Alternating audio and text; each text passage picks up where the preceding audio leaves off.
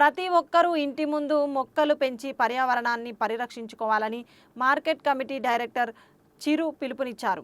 హరితహారంలో భాగంగా పట్టణంలోని 2-3 వార్డులలో మొక్కల పంపిణీ చేయడం జరిగింది. ప్రతి ఒక్కరూ మొక్కలను నాటినట్లయితే మానవ మనుగడకు అవసరమైన ఆక్సిజన్ లభిస్తుందని తెలిపారు.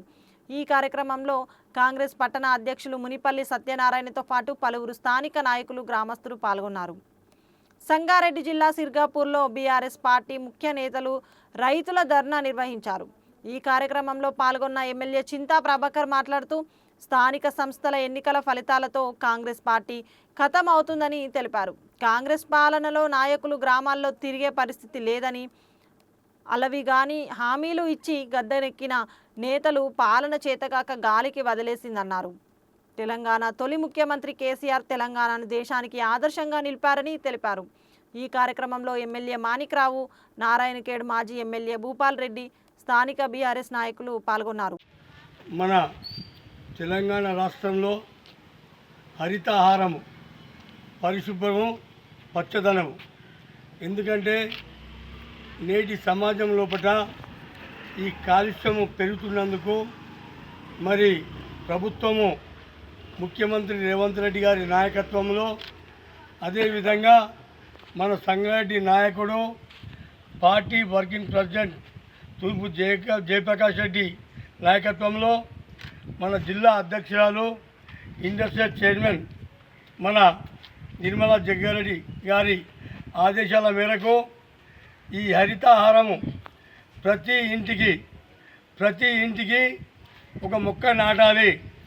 దానివల్ల ఈ కాలుష్యం అనేది లేకుండా పోతుంది కనుక ప్రతి ఒక్కరూ గుర్తుపెట్టుకొని ఈ హరితహారంలో పాల్గొని మన సదాతుపేట పట్టణంలో మొత్తము 26 వార్డులు ఉన్నాయి.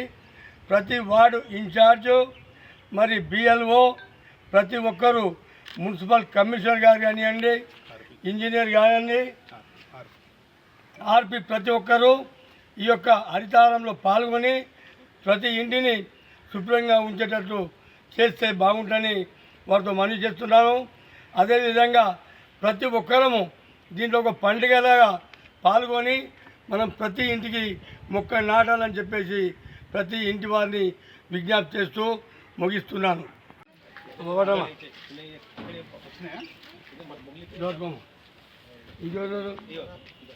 వస్తున్నా ఇంకా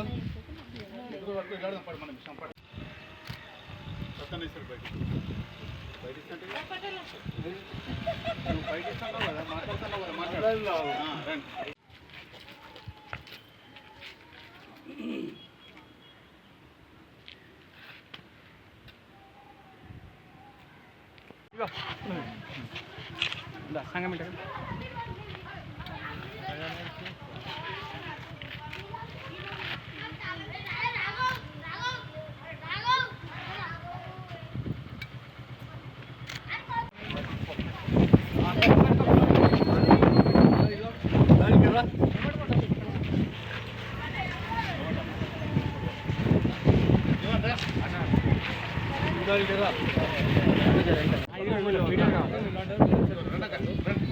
కామన్ యూజ్ చేసుకుంటాం ఈ వీడియోస్.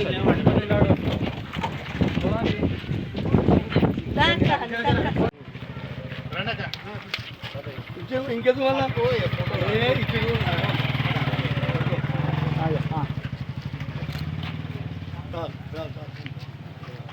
తీసుకుంటారా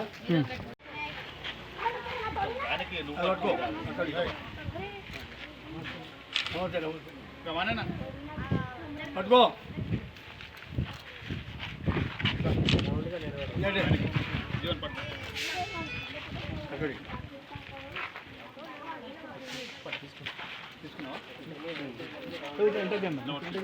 బ్యానర్ ఏం లేదు, ఆటో వచ్చేటట్టు మొత్తం